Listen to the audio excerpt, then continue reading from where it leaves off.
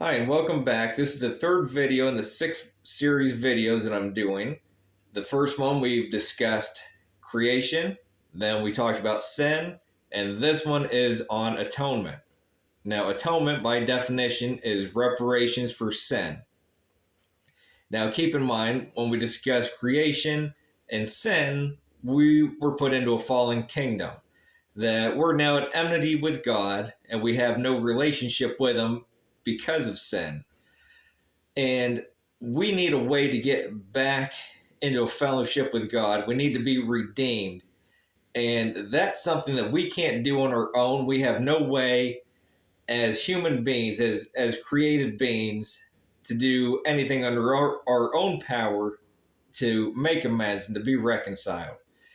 So that's where Jesus comes in, and he's gonna perform the way for us to be reconciled with God.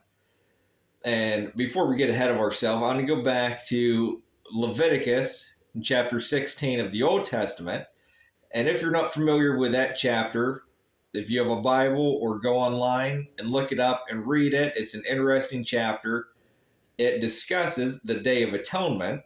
And in this chapter, it's God telling Moses how to explain to Aaron, Moses' brother, how to perform the ritual sacrifice, as Aaron was a high priest. And every year the high priest had to do these rituals to perform a cleansing of sins, not only for themselves, but also for their people. And the biggest thing that you see in the Day of Atonement in Leviticus is the use of blood. Blood is what's needed. The blood sacrifice is what you need to atone for sins, to wash them clean.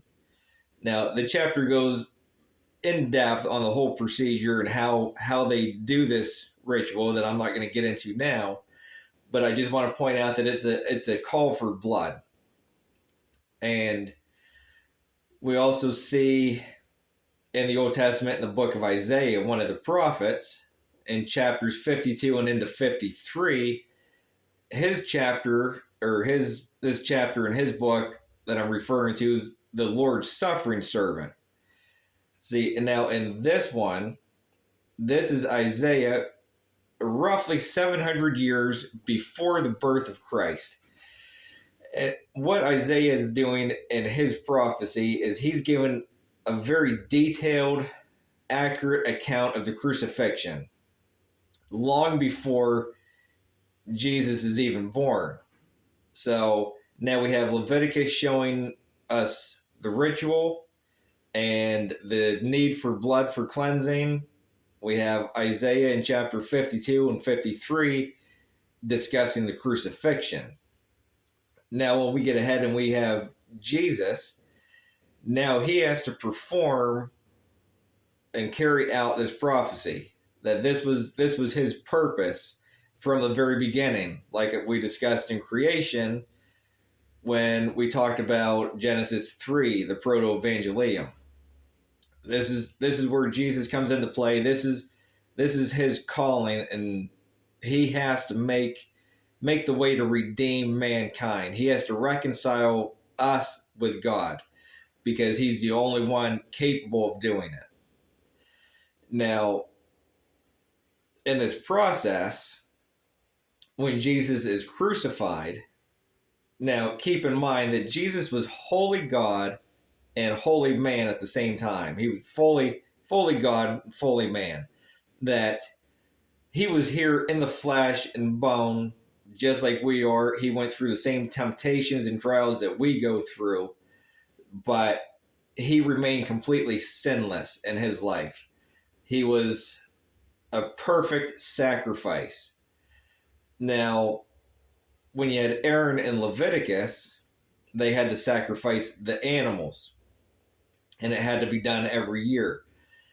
Now, Jesus, as the high priest, making one perfect sacrifice. So when he went on to the cross and he was crucified, he went up as a sinless, righteous man. But when he was on the cross, he bore all of our sin.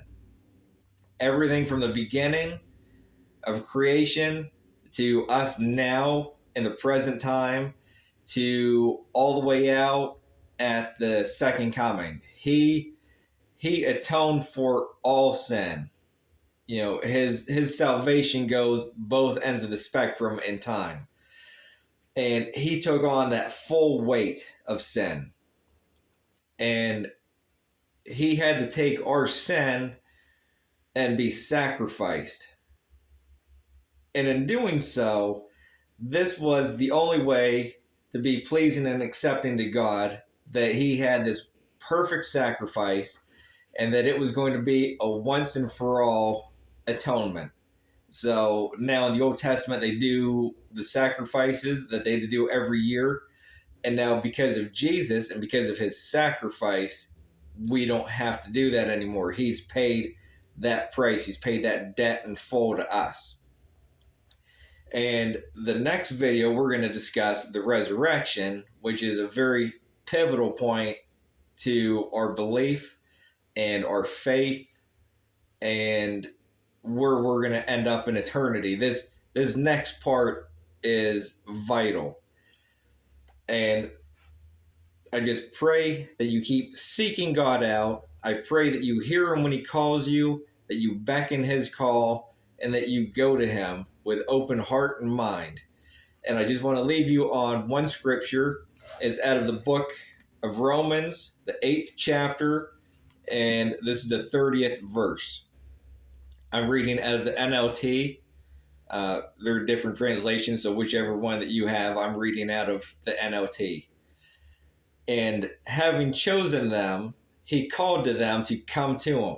And having called them, he gave them right standing with himself. And having given them right standing, he gave them his glory.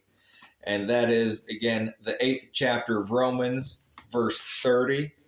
And if you have any comments or anything that you would like to mention that I may have overlooked, or if you even have any kind of prayer request, please, I would love to hear, and I will add you to my prayer list. And thank you for watching.